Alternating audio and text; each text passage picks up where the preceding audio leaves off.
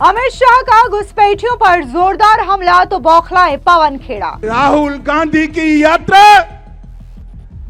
घुसपैठिया बचाओ यात्रा थी। हमारे युवाओं की जगह वोट बैंक के घुसपैठियों को नौकरी देने का काम ये राहुल बाबा एंड कंपनी कर रहे हैं। पवन खेड़ा ने कहा, सस्ता चाणक्य देश का गृह मंत्री बना है, इस्तीफा दे अमित शाह। देश के गृह मंत्री बोल रहे हैं कि 11 साल से उनकी सरकार घुसपैठियों को रोक नहीं पाई। अगली बार घुसपैठिया शब्द बोलने से पहले अमित शाह को पहले अपना त्याग पत्र दे देना चाहिए। अपने आप को चाणक्य मानते हैं, ये सस्ता चाणक्य गृह मंत्री बन के बैठा है देश का और कह रहे घुसपैठिया आ गए। पवन खेड़ा बोले, सवाल चुनाव आयोग से पूछा तो बीजेपी क्यों उछल कूद कर रही है। तथ्यों पर सवाल पूछे हैं चुनाव आयोग से, तथ्यों पर जवाब देगा चुनाव आयोग। खैर वो देगा नहीं, देना चाहिए चुनाव आयोग को। बीजेपी क्यों उछल कूद कर रही है साहब। बिहार पहुंचे देश के गृह मंत्री अमित शाह ने घुसपैठियों के मुद्दे को लेकर के न सिर्फ राहुल गांधी बल्कि आरजेडी पर भी जोरदार तरीके से हमला किया। तो अब जिस तरीके से अमित शाह ने घुसपैठियों का मुद्दा उठाया, इस पूरे मामले को लेकर के कांग्रेस के नेता और प्रवक्ता पवन खेड़ा पूरी तरीके से बौखला उठे। उन्होंने साफ तौर से देश के गृह मंत्री अमित शाह का ही इस्तीफा मांग लिया। इतना ही नहीं, उन्होंने ये तक कह दिया कि सस्ता चाणक्य देश के गृह मंत्री बने बैठे हैं और घुसपैठिए अलग अलग स्टेट में जाकर के कब्जा कर रहे हैं। आप भी सुनिए किस तरीके से पवन खेड़ा ने अमित शाह का इस्तीफा मांगा। कौन बोला? ये देश के गृह मंत्री बोल रहे हैं कि 11 साल से उनकी सरकार घुसपैठियों को रोक नहीं पाई। अगली बार घुसपैठिया शब्द बोलने से पहले अमित शाह को पहले अपना त्याग पत्र दे देना चाहिए और फिर घुसपैठियों पर चर्चा करनी चाहिए। 11 साल का अपना सर्टिफिकेट खुद ही को बांटे फिर रहे हैं कि साहब मैं फेल हो गया, हमारी सरकार फेल हो गई, देखिए घुसपैठिए घुसा कर कह रहे थे आप।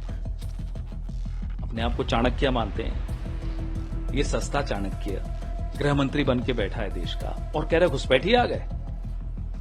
लेकिन उससे पहले वो बयान भी सुन लीजिए जब गृह मंत्री अमित शाह ने बिहार पहुंच करके राहुल गांधी और आरजेडी को घुसपैठियों के मसले पर जोरदार तरीके से घेरा और उन्होंने साफ तौर से कहा कि कैसे राहुल गांधी ने यहां पर वोटर अधिकार यात्रा नहीं बल्कि घुसपैठिया बचाव यात्रा की थी, क्योंकि उन्हें अच्छे से पता है कि उनका वोट बैंक जो है वो बांग्लादेश से आए घुसपैठिए हैं। अमित शाह का ये बयान सुनिए। अभी ये राहुल बाबा यात्रा कर गए ना भाई। यात्रा का विषय क्या था उनका बताओ तो जरा। अरे यार, वोट चोरी नहीं था, मैं बाद में बताता हूं क्या था। मित्रों, यात्रा का विषय बिहार में अच्छी शिक्षा लाना नहीं था। यात्रा का विषय रोजगारी नहीं था। यात्रा का विषय बिहार में 24 घंटा बिजली नहीं था। यात्रा का विषय हर गांव हर टोले में रोड पहुंचाना नहीं था। यात्रा का विषय था जो बांग्लादेश से घुसपैठिए आए हैं उनको बचाने का विषय था। यहां इतने सारे लोग हैं, आप किसी का वोट कटा है क्या? अरे जोर से बोलो, कटा है क्या? तो किसका कटा है? जोर से बोलो, किसका कटा है? ये राहुल गांधी की यात्रा घुसपैठिया बचाओ यात्रा थी।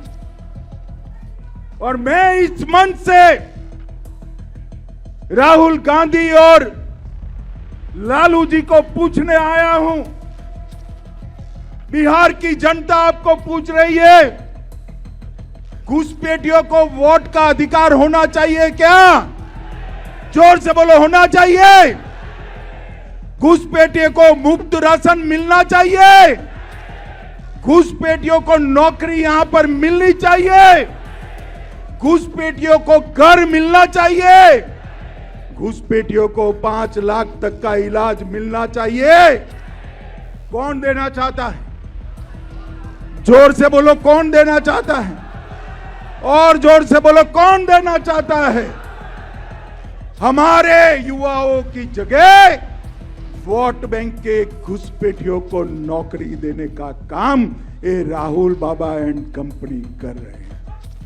वहीं आपको बता दें कि आज सुबह राहुल गांधी ने चुनाव आयोग को लेकर के प्रेस कॉन्फ्रेंस किया, जहां पर उन्होंने एक बार फिर से फर्जी वोट चोरी का आरोप चुनाव आयोग पर लगाया, जिसके बाद पूर्व केंद्रीय मंत्री अनुराग ठाकुर सामने आए और उन्होंने प्रेस कॉन्फ्रेंस कर राहुल गांधी को आड़े हाथों लिया, जिसके बाद पवन खेड़ा पूरी तरीके से छटपटा गए और उन्होंने कहा कि मुझे बताएं कि पूरे प्रेस वार्ता में राहुल गांधी ने कहीं भी बीजेपी का नाम लिया है क्या, फिर बीजेपी मैदान में क्यों आ गई, बात चुनाव आयोग की हो रही है तो अनुराग ठाकुर क्यों आ गए, हमने क्या उनका नाम लिया था, बीजेपी या प्रधानमंत्री का नाम लिया था, हमने तथ्यों पर चुनाव आयोग से सवाल किए हैं और तथ्यों पर जवाब चुनाव आयोग देगा, तो बीजेपी क्यों उछल-कूद कर रही है। सुनिए क्या कुछ पवन खेड़ा ने कहा। बेचारों को कैबिनेट से हटाया, अब यहां से भी निपटा देगी ये पार्टी, पता नहीं उनको क्या दुश्मनी है अनुराग ठाकुर से। ऐसी जगह पे उनको भेज देते हैं प्रेस कॉन्फ्रेंस करने, जहां वो पूरे सेल्फ गोल करके निकल जाते हैं। पूरी प्रेस वार्ता में मुझे बताइए राहुल गांधी ने बीजेपी का नाम लिया होता, बीजेपी क्यों आ गई मैदान में। बात चुनाव आयोग की हो रही है, चले आए अनुराग ठाकुर मुंह उठाकर, क्यों उनका नाम लिया, मोदी का नाम लिया, बीजेपी का नाम लिया, तो बताएं। तथ्यों पर सवाल पूछे हैं चुनाव आयोग से, तथ्यों पर जवाब देगा चुनाव आयोग, खैर वो देगा नहीं, देना चाहिए चुनाव आयोग को, बीजेपी क्यों उछल कूद कर रही है साहब। और जब आप लोग प्रेस कॉन्फ्रेंस कर रहे हैं तो ये कह रहे हैं कि आप नेपाल, बांग्लादेश जैसी स्थिति हिंदुस्तान। देखिए आरएसएस और बीजेपी के सपनों में जो उनके लिए एक आइडियल कंट्रीज है ना, वो पाकिस्तान और बांग्लादेश। हम क्या करें साहब, उन्हें लगता है पाकिस्तान, हर जगह पाकिस्तान दिखता है, और हिंदुस्तान को भी उसी स्तर पे ले जाने के लिए मेहनत भी पूरी कर रहे हैं, इसमें कोई शक की बात नहीं। जहां जिन्ना फेल हो गए वहां आरएसएस सफल हो रही है। इसके अलावा जिस तरीके से राहुल गांधी ने प्रेस कॉन्फ्रेंस किया और उन्होंने खास तौर से कर्नाटका के आलन सीट की बात की और कहा कि कैसे 6018 लोगों के नाम काटे गए हैं, उनके वोट काटे गए हैं, जिस पर चुनाव आयोग ने करारा पलटवार किया और उन्होंने ये साफ कहा कि राहुल गांधी जो है वो बेबुनियाद आरोप लगा रहे हैं। इतना ही नहीं, चुनाव आयोग ने यह भी कहा कि आलन सीट में जैसे ही वोटों के हेरफेर की बात सामने आई तो हमने खुद इस पूरे मामले को लेकर के एफआईआर की, जिस पर क्या कुछ पवन खेड़ा ने कहा, सुनिए। क्या होगा, तथ्यों का जवाब तो नहीं बनता ना। आप मुझे कुछ कहिए और मैं उसके जवाब में कह दूं बेकार, ये कोई जवाब होता है। तथ्य यह है कि हमारे कैंडिडेट बीआर पाटिल ने 300 पेटिशंस लगवाई तहसीलदार के यहां, तहसीलदार ने उन पेटिशंस को चुनाव कार्यालय में प्रेषित किया, फिर जाकर मजबूरी में चुनाव आयोग को एफआईआर करनी पड़ी। हकीकत यह है कि एफआईआर के बाद चुनाव आयोग सीआईडी के साथ बिल्कुल सहयोग नहीं कर रहा। हकीकत यह है कि 18 कंप्लेंट्स, 18 रिमाइंडर्स के बावजूद चुनाव आयोग ने जवाब नहीं दिया सीआईडी को। हकीकत यह है कि आज राहुल गांधी जी के मंच पर वो तमाम लोग खड़े थे जिनके नाम का दुरुपयोग हुआ किसी का वोट कटवाने के लिए। जिसका वोट कटा वो भी खड़े थे, जिसके नाम से उसका वोट कटवाया वो भी खड़े थे, और दोनों हैरान थे कि हमारा नाम कैसे आ गया इसमें। तो ये तथ्यों से तो अब चुनाव आयोग बच के भाग नहीं सकता। 7 दिन का समय दिया है, दीजिए जवाब।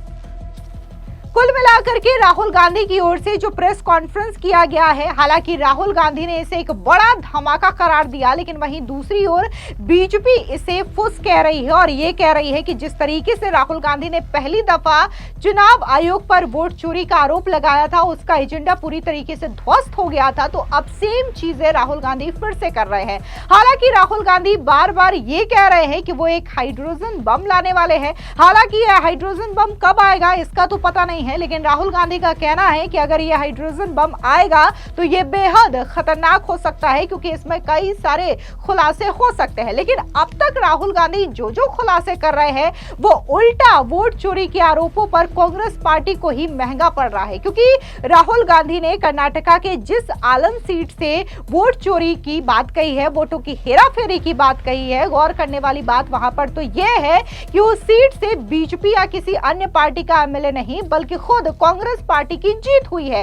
ऐसे में सवाल ये उठता है कि क्या राहुल गांधी के जो एमएलए वहां से जीते हैं आलन सीट से, क्या वाकई में वोटों की हेरा फेरी की बदौलत ही कांग्रेस ने वहां से जीत दर्ज कराई है। इतना ही नहीं, पूरे कर्नाटका की बात करें तो साल 2023 में वहां पर विधानसभा का चुनाव हुआ, लेकिन कर्नाटका में भी कांग्रेस की सरकार बनी है। लेकिन इसके बावजूद राहुल गांधी वोट चोरी जैसे आरोप लगा रहे हैं, जिसको लेकर के चुनाव आयोग ने करारा पलटवार किया और राहुल गांधी के इन तमाम आरोपों को बेबुनियाद करार दिया। इतना ही नहीं, राहुल गांधी ने तो अपने प्रेस कॉन्फ्रेंस में यह तक कह दिया कि जानबूझ करके दलित, ओबीसी और अल्पसंख्यकों को टारगेट करके चुनाव आयोग इनका नाम काट रही है। तो ये अलग चीजें राहुल गांधी खोज के लाते हैं और हर चीज में कहीं ना कहीं यहाँ पर जातिवादी चीजें करते हुए दिखाई देते हैं। पहले तो ये तमाम ऊंचे ऊंचे संस्थान पोस्ट को लेकर के सवाल उठाते थे, लेकिन अब वोटर लिस्ट में भी ये बात कह रहे हैं कि कैसे ओबीसी, दलितों और अल्पसंख्यकों को टारगेट किया जा रहा है और उनका नाम हटाया जा रहा है। आपको याद दिला दें कि इससे पहले भी जिस तरीके से राहुल गांधी ने प्रेस कॉन्फ्रेंस किया था,